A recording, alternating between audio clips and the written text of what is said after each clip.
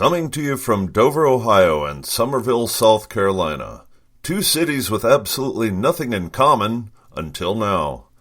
This is Make Photography Great Again, a weekly podcast of commentary on the photographic industry. And now, here are your hosts, master photographers Christine Walsh-Newton and Ted Linsack.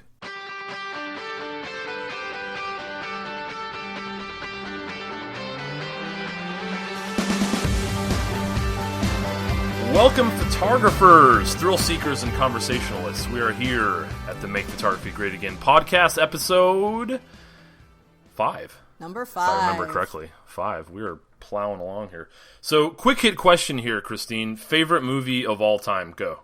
Oh, wow. You know, this whole movie You've seen thing. about 4. Yeah. You've seen about 4 ever. So, I mean, come on. There's got to be one, though. Is there one that sticks out? Please. Well, my favorite movie of all time is Gone with the Wind, and I know that's probably cheesy, so I'll put in a number 2. Chicago with Richard Gere. Oh my gosh, that man is a triple threat. Sings, dances, and acts. My heart throbs whenever I think about that movie. But they did an absolutely wonderful job of filming that. Is he still sexy now, even though he's like 105 years old? Dude, of course. Yeah. Nice. I like it. Let's say, so Gone with the Wind, here's an interesting fact. If I remember this correctly, I'm sure I'm going to butcher this one. I believe, so Tara, right? That's the house, right? Mm-hmm. Yeah, Tara. I believe that the like in the movie, the drive that goes up to Tara, there's like an Oak Line Drive, right? Yep. It's been a long time. I have seen it, but it's been years and years and years. That Oak Line Drive, they actually modeled that after Boone Hall here in Charleston. So they came, and if I remember correctly, it was something like in the movie, it's actually a painted set, and they got the inspiration, or someone actually came to Boone Hall in Charleston and drew or painted the trees that were there that lined Boone Hall, the entrance to it, and that's what they modeled that set after. So, oh, that's cool. That's cool. I don't know if anyone cares about that, but yeah, Boone Hall is a pretty cool place. There's a lot of cool places to shoot here in Charleston. A lot of interesting locations. I remember, I think the last episode we talked about some locations, and then you mentioned the White Bridge, which is at Magnolia Plantation, which is incredible. If you guys ever come to Charleston, definitely go there. If you go see no other plantations, go to Magnolia Plantation and Gardens. It's actually the oldest romantic gardens in the United States. Fun little fact there. Cool. So what's your favorite movie? Oh my goodness, I thought you never asked. There's so many. Okay, so my number one answer is probably, again, more of a cliched answer, but it's incredible. Shawshank Redemption, hands down. Okay, Shawshank Redemption. Rachel, I was about to call you Rachel. Oh my gosh, I've been married way too long. Christine, have you seen Shawshank Redemption? I have a number of times, because one of the things that one of the photography groups that I hang out with does is we go up to the Mansfield Reformatory every summer and do a photo shoot, and that is the setting of that particular film. Really? So how do you like the film? Oh my goodness. This podcast is over. This is going to be the shortest podcast in the history of photography. It's not my style. I'm a chick movie kind of person, so you know. Shawshank Redemption is incredible storytelling. Now, cinematography wise, I think it's filmed well.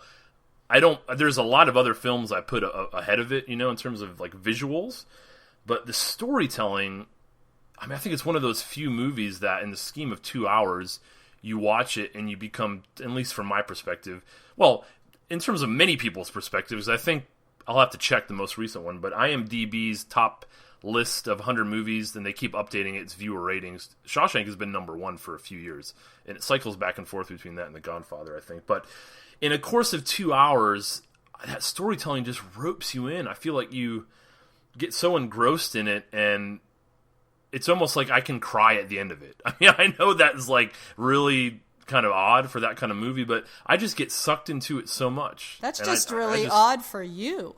I don't know. It is odd, but I just love that story. And I think all the little intricacies of it, and then of course, if you've never seen, I don't know who has not seen this movie at this point, but of course, as you get to the end, it's really interesting with what happens. Not to give any spoiler alerts, of course. But man, I just think the screenplay and the relationships and the way they pan it all out in the course of 2 hours, I think is just second to none. Yeah, man, I love that movie. So you talk about, so they do, so I've not seen that group. What group is it that shoots there? You mentioned something about a group doing some sort of shoots there. That's PPO that does that? Or? It's a subgroup of PPO. It's the Certified Professional Photographers of Ohio. It's not to be confused with PPA's Certified Professional Photographers. It's a completely kind of different certification. But it's our annual little trip, and members get to do it for free. But we also let other photographers come along. If anybody's in Ohio, we're actually doing that, I think, June 6th this year. I think it's a Monday night. We get in about 5. We'll shoot till about 9. So it's about $75 if you're not a member. And if you want to bring a model with you, it's $10 or $15. You know, if you bring somebody without a camera, it's a much smaller fee. But it's a great way to get access to that place, because if you try to get it on your own, you're going to be paying a lot more money than that. So let me ask you this. Would you consider that a styled shoot or no? Or is that something different? No, because we don't shoot each other's people. It's you bring your models and you hang out and do your own thing. We always do have like 3 or 4 instructors, and they will have a model with them, and they'll show you how to do different things. But I wouldn't call it a styled shoot, no. Oh, that's interesting. So let me ask you, since you brought that up about them, you mentioned them doing that, and I started thinking styled shoot. The buzzer went off in my head. So what's your take on styled shoots? I think there's various forms of them, but what do you think of them in general? Or you see a lot of workshops lately that advertise is not necessarily a workshop, or they tend to say like you're going to get educated and all that, but it's a styled shoot setup and you'll be able to shoot all this stuff. What's your take on that? So I don't sound like an idiot. I want to make sure that I've got the definition of styled shoot down. Is this basically where somebody sets everything up, they have a bunch of models, get hair and makeup and clothes, and then they invite photographers to come in and just shoot? It's kind of what I'm talking about, yeah. Okay, I think that's absolutely ridiculous if you put that stuff in your portfolio. You did not get those models. You did not choose that location. You did not hire the hair and makeup person. You did not get the clothing. And I don't think that you can pull that off on your own. Now, if it's totally boring and you can totally pull it off on your own, well, maybe we'll need to discuss it further. But I have seen so many people come away from those things with images that they could never recreate and stick them in their portfolio. And boy, God help their clients that hire them based on their portfolio and then wind up with pictures that look nothing like that. I don't like him. I guess I've made that clear, right? Now tell me though how you really feel about it. Though. We're all so curious. I tend to pretty much agree with you. And I'm talking about it more like the workshop setting, man. I see so many of those workshops that are billed as a styled shoot. We'll teach you this and that, but on day 2, we'll have a bride and groom, and we'll set up this dinner table and all this stuff, and everyone will get a chance to shoot. And they bill it really as a portfolio building kind of aspect of the class. And that's what irks me. That totally irks me, because that is not the portfolio of you. That's pretty much the portfolio of some other person that set it all up, and you just click the shutter. The same way with when you go to those workshops, as far as comp goes, we won't let anybody enter something like that because it's not your style. It's not your skill set. You push the button, but somebody else created that image for you. I think I've heard that before. I have a different direction that I want to go with that in a minute, but let me ask you this.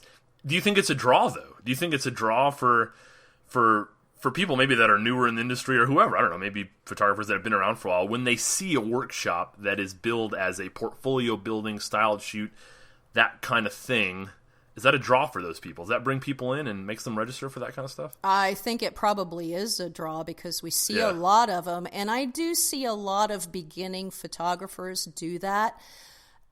Yeah. So I don't know that it appeals to our industry across the board. But I think it really appeals to the new people that don't have a portfolio and they don't have access to models. Because that's one of the things I hear about from new photographers is, how do I practice? Who do I practice on? I don't have any models. I keep using my kids, but that's not something I can put in my portfolio. So this seems to them to be a very easy, quick answer, kind of like, the 24 hours lose 10 pounds diet we talked about a couple times ago. Oh man, I need that. I need that desperately. It's a quick and easy, and I just don't think quick and easy is the answer to anything. Yeah, I'll be honest, that kind of stuff pisses me off big time. Like when people bill workshops as portfolio building kind of things where they're setting everything up and all, and then people just come and shoot the same person, and I don't know, man, that irks me. That really irks me, and I say that as an instructor. I mean, I do my own stuff just like you do. And I'll tell you what, every time I teach, I put that out there. I tell people, listen, I don't mind that you shoot, and various workshops will do a shoot downtown or a certain setting where I'll be going through stuff and people have the ability to see what I'm doing. And I tell people, shoot all you want, but please, you're just using the images to learn from and to grow from and to build your skill set. Do not use them in your portfolio. Do not pretend. The reason I say that is because you get people that go and they post stuff online and they say, a couple years ago, I had someone do that at a workshop, and they said, "Hey, this is my couple from this weekend," and that is just incredibly dishonest. It's incredibly dishonest, and like you mentioned, if I'm setting up the posing and the lighting and the location, and even if I've styled this bride or whatever, you have no input in that whatsoever. I've done everything, and all you're essentially doing is pretty much pressing a button. So I have no problem with you learning from that, taking some shots just to see what the end result looks like. But man, if you're doing that to grow your portfolio, that is not a way to learn, and it's definitely probably the best way to dupe your clients, because like you mentioned, a lot of times you can't recreate that. You cannot do it at all. I mean, maybe sometimes you can, and what I say to that is I have no problem with you after the class if you want to, like you mentioned, get your own models, set up some kind of personal shoot on your own where you are controlling everything. I say by all means, do that all you want. I have no problem with that whatsoever. But if you're doing that at a class and then using those images in your portfolio, that's where my issue comes into play. Yeah, I teach classes in my studio, and that's part of my preamble before I get going. I tell them this is not to show up in your portfolio. I don't mind if you social media it, but you need to refer to the fact that you were in a workshop and this was, a paid model from the workshop. I actually have a model that I pay to come in, and I'm looking into getting him a T-shirt that says official workshop model on it so that it's in all the pictures. But let's go one little step further.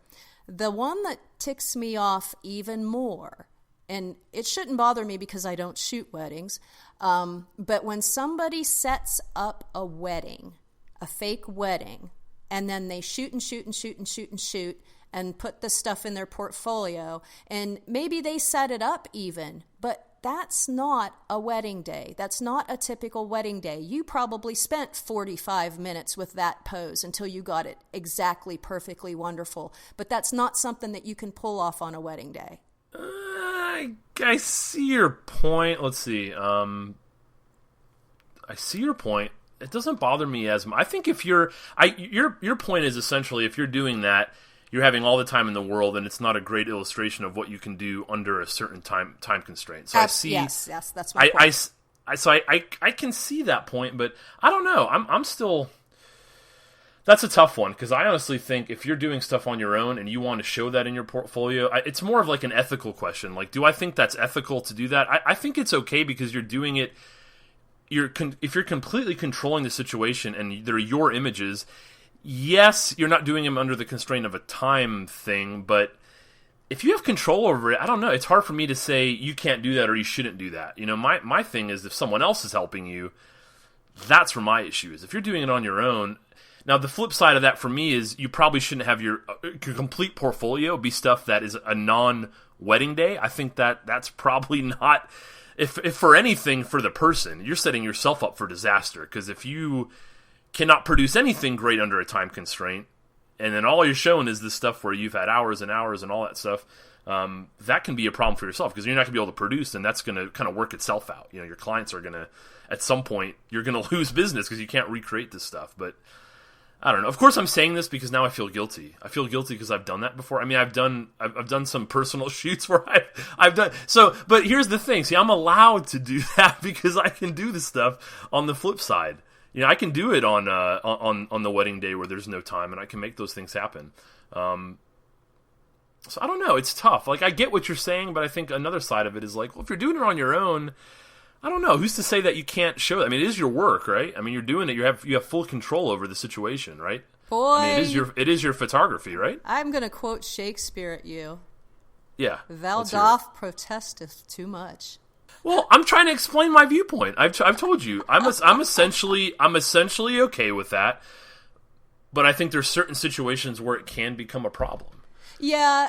And I'm more coming from the aspect of somebody that has no weddings in their portfolio, basically, you know, and this is how they're padding their portfolio. You know, somebody like you that you maybe want to take advantage of this designer gown that a local place has, and so you get a girl to model it because it's a fantastic gown and you go put her in a fantastic venue. I can get that kind of thing, like a creative outlet. But if you're putting together a fake wedding so that you can pad your portfolio with wedding images that really don't accurately represent your skill set under time constraints, I think, again, God help your clients. Yeah, well, that definitely happens. I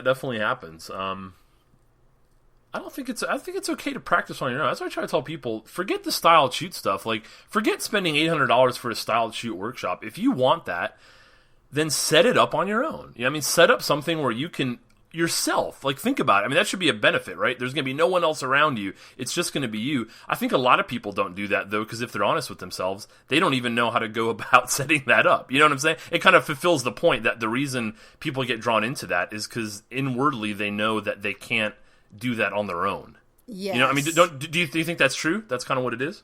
I kind of think so. You know, for example, I don't want to get real specific here, but I've seen a bunch of styled shoots, and basically the people that put them together do a wonderful job. They get actual models. They have access to great hair and makeup people that are very creative and can do things that are out of the box.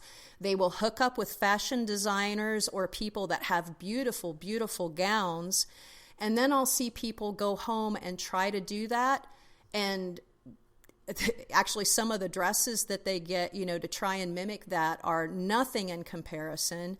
They just can't pull it off because they don't know how to put it together, you know?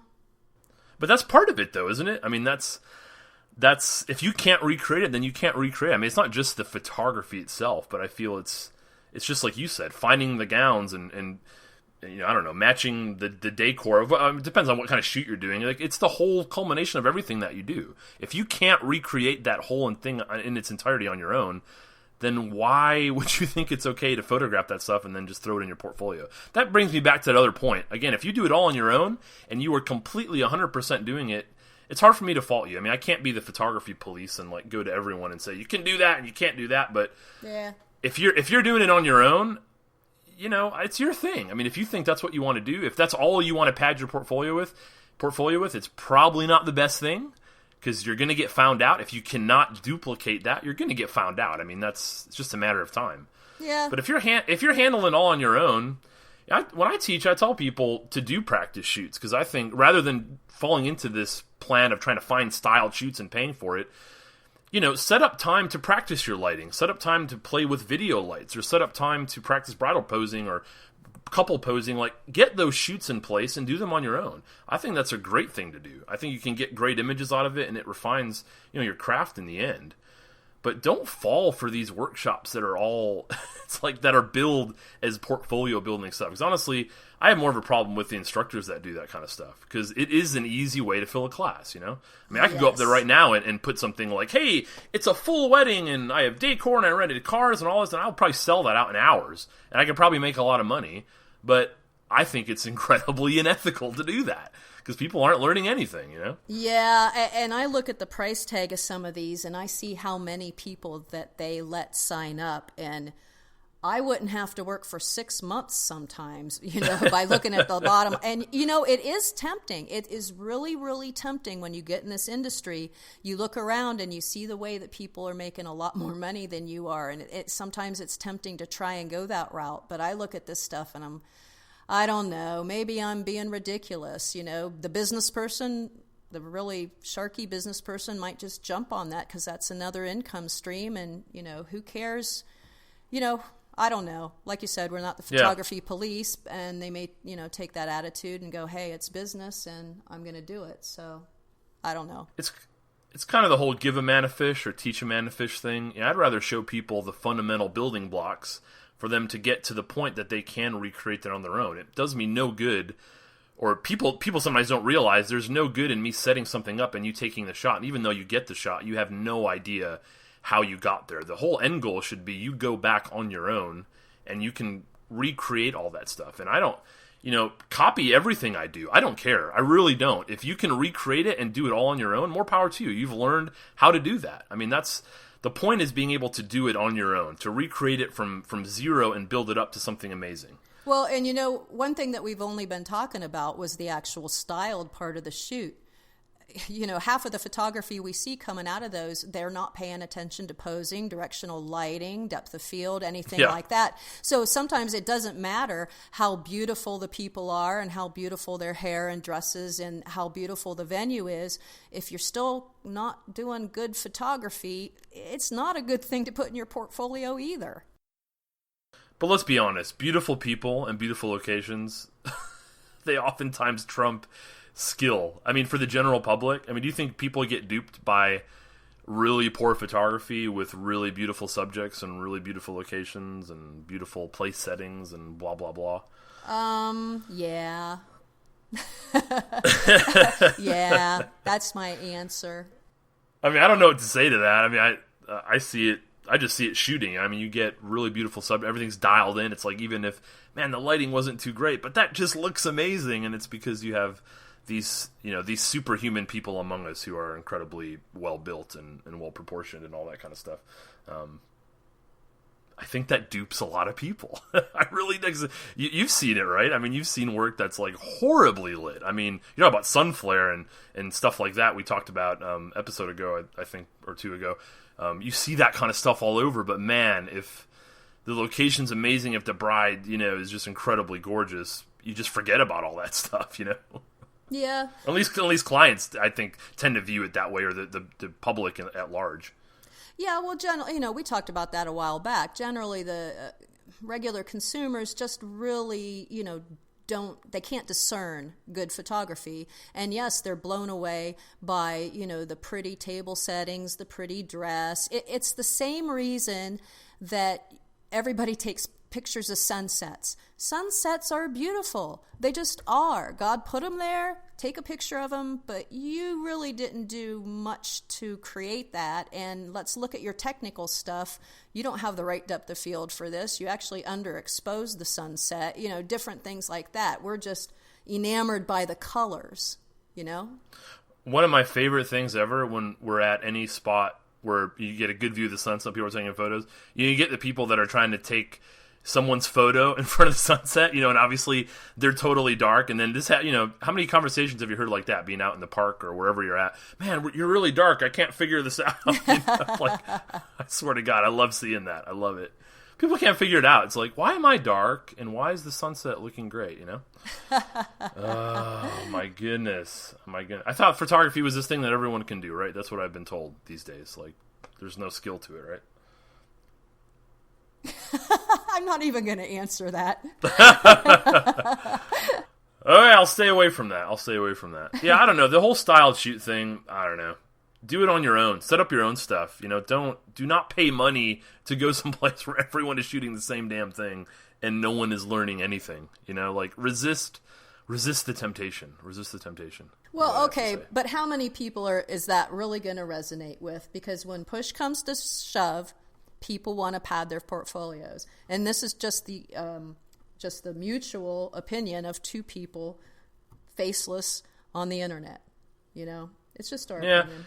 I think other people agree with that. I've had this discussion with quite a few photographers, and And I've heard that sentiment come through. I just think for people, especially that are newer, it's such a tempting thing. And in a way, I can't really blame them all that much, because a lot of them are just coming from a viewpoint of, I'll use the word ignorance, just because they don't know. They've gotten into it and they're like, oh yeah, I should do this. It's a great way to, to get these images, and they don't grasp that, man, if you can't recreate this stuff, if you're just shooting over someone's shoulder, you're not going to grow.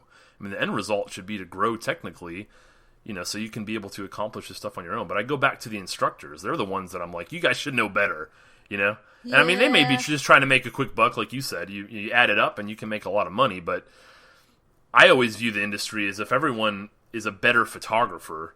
If the industry is full of people that are incredibly competent, that elevates everybody, right? I mean, so that's my goal when I teach, is I want people to become better photographers. That raises all of us up, Right. But if you look at the standard person that probably registers for a styled shoot, and I don't know because I haven't seen any data, but I'm assuming it is going to be the newer photographer without much of a skill set, and this is really, really tempting and attractive to them. And they're not interested in growing a skill set. They don't even know a skill set is required. They just think pretty ladies in pretty gowns is required. They have to have pretty pictures to get clients. They don't think about good pictures. So where do you think that message is coming from? Where do you think they get that message? Newer photographers. They're coming in with that mindset, so where are they getting it from? I don't think that anybody's giving them that. Well, you don't think it comes from anywhere? I mean, is any kind of specific source or a few sources that tend to push that idea collectively, maybe without knowing so, but that end up doing it anyways? Well, so many people are attracted to this industry because they think it's easy. So they come in with a mindset that this is no problem. All I got to do is get a good camera and click this shutter. They don't understand that they're starting a journey into a very scientifically based kind of science. It's not just all about the pretty stuff. So I think their expectation is that this is easy. There's no education involved. They're lured into the easy money, the fun paparazzi job. Everybody loves you because you have a camera in their hand. You're taking a picture of them. It's all happy, happy, joy, joy. And they don't really think that there's hard work. Which we all know that there is a lot of hard work, obviously, right? Yeah, a lot of hard work. I look at it from the wedding perspective.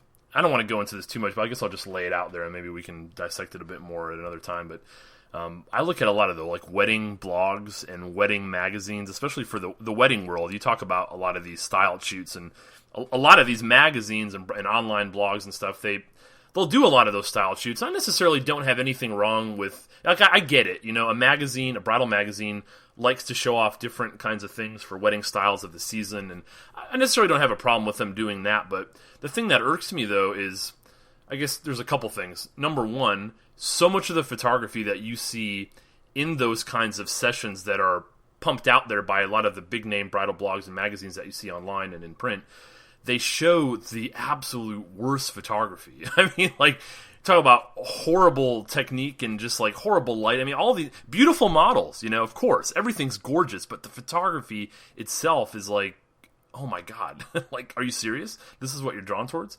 And B, I think they tend to push, especially in the wedding realm, the idea that photos of stuff is what's really important and not photos of people.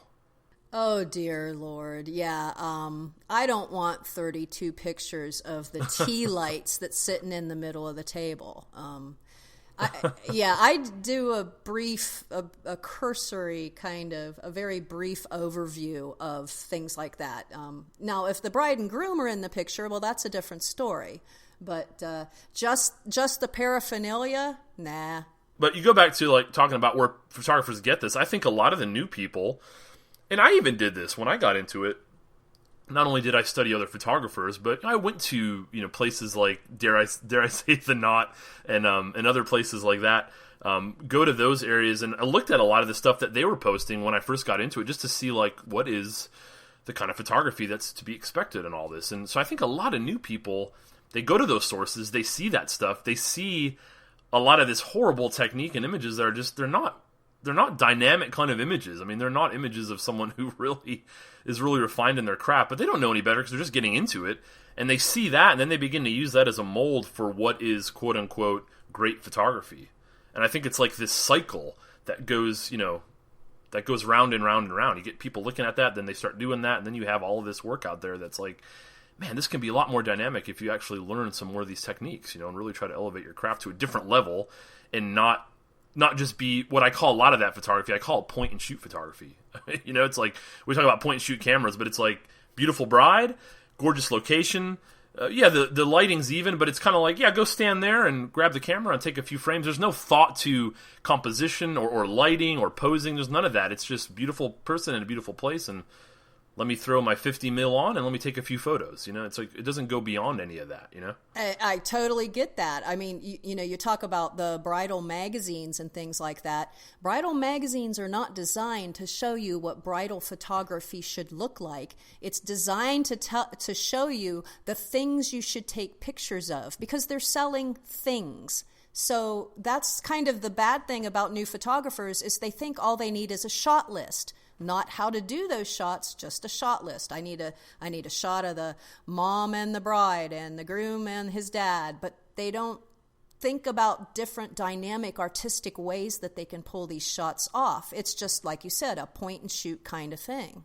And it's hard for me to blame, like you mentioned, they're in the business, the magazines and the bridal blogs, they're in the business of either selling certain things or just showing brides the different styles. And I get that revolves more around the products and the decor. Like, I understand that, but I still look at it and it still annoys me, because they are a huge influencer, not only on photographers, but we can take this one step further. They're an influencer, obviously, on brides. And I think a lot of brides, they see that stuff and they get in their heads that what I need is pictures of stuff, and it's all about that. And I just say, in 30 or 40 years, are you going to want to look back at the picture of whatever, of your centerpiece? I'm not saying it's not important, but pictures of people and relationships and those special moments, that's the kind of stuff that in 30 years you're going to look back. Those are the kind of images that you're going to hold to, and you'll be able to look at that moment and relive that moment in your mind. That's what should be important. I think those magazines, they kind of mess with brides' heads, you know, and they make them feel that there's this other stuff that's important. It's not really about beautiful moments and relationships. And I even look at it, you know, a lot of these magazines, a lot of photographers, they try to get published with all this stuff. Let me tell you, a couple years ago, I had to plan that I wanted to start getting published in a lot of these magazines and stuff, and we kind of put that in place. But it got to the point that, honestly, you can send them 40 images, and you could have shot the most incredible wedding with the most amazing portrait work, incredible stuff, and, you know, also include some detail shots and all that. But if you didn't have, like, enough detail shots, if it wasn't, like, 70% shots of details, they did not care at all. And again, I get that's their shtick. I understand that, but it so pissed me off that, honestly, I'm at the point now where I really don't want to even be associated with that crap. I really don't, because I'm not in the business to take pictures of stuff. That's not what I'm here to do. Now, I want to be known as someone who takes amazing, incredible portraits, stellar photography, but in that realm. It's not that I can't take pictures of decor and centerpieces. Of course I can. But it's not what I want to be known for. I don't want to build everything around that. If that's the case, then I don't want to do this anymore. You know, I want to be out of the business. Well, again, they're not in the business of showing what wedding photography is supposed to be. Although, on the bride side, they probably don't understand that that's a message. And I think what you need is a wedding photography magazine, not a wedding magazine. You know, Genius. I do think you're expecting something out of the bridal magazine industry that is just not reasonable. Just let me be mad, okay? Just let me be mad. Well, you've said the word pissed off twice in this cast, so... It's so near and dear to my heart. Yeah, you're passionate. I get what you're saying. Are you passionate? I get it. I get what you're saying. I know. I've said it multiple times. I get what they're doing, but it still just bothers me. I don't know. It bothers me because it affects what I do. It really does. It's a direct effect to how brides interpret those things and the things that they're looking for and what I have to deal with, and then it affects the industry. Like I said, I think a lot of photographers look at that stuff and they begin to base their photographic journey on that rather, you know, than actually looking at really solid work and saying, wow, that's what I should model, you know, my educational aspirations off of, you know, people that really know what they're doing and images that are crafted well and not just pretty people in pretty places and point and shoot kind of stuff, you know? I can tell that you just got done shooting 2 weddings in a row. Oh, my goodness. Why do you say that? Because you're pretty crabby about the whole wedding thing today. No, see, anyone who's listening to multiple podcasts, they probably view me as a monster already that absolutely hates weddings. I love weddings. And I love this industry. I really do. You know, if you go to if you hear me speak multiple days or at a workshop, I mean, I'm passionate about this stuff. There's that word, passion. I really love. I love the industry. I love what I do. There's nothing better than creating an amazing image on a wedding day. I love that, but there's just certain things that irk me a little bit, and I hate to see the industry that I love so much get kind of skewed a little bit by some of these other outside factors, even though they're doing what they do. But yeah, I had 2 weddings. They were great. They went well. The first wedding, I'll tell you what, I've never seen in my life so many gnats at a event. I mean, we've dealt with bugs all the time, and I've been living in South Carolina for 5 years now. There were gnats everywhere to the point that we couldn't really do any portraits outside at this venue. We actually had to go inside this house, this little, whatever you want to call it. This venue is like an old house. We had to go inside because there were clouds of gnats. I mean, clouds. I'm trying to figure out how to describe this to really get it. I'm not exaggerating. You were outside for like 30 seconds and there was a cloud around your head, and they were everywhere. Yeah. I mean, it was nuts. It was absolutely nuts. But yeah, I'm at the flip side of that, so that's always fun too. Cool. So what else, Christine? Anything fun and exciting for today, or is that about it? Nah, I don't have anything. We got some projects going on this evening that I got to work on, but cool. Yeah. Styled shoots. That was the. That's where it went. It started with Shawshank Redemption and Richard Gere, and ended with Styled Shoots and Bridal magazines. It all works out Fun. Together. Yeah. It's a good segue. Well, guys, if you want to check out this podcast as well as past podcasts, if you go to makephotography.greatagainpodcast.com, you will see those listed and available for... Can you actually download them off the site? I should probably know that. Or is it just to listen?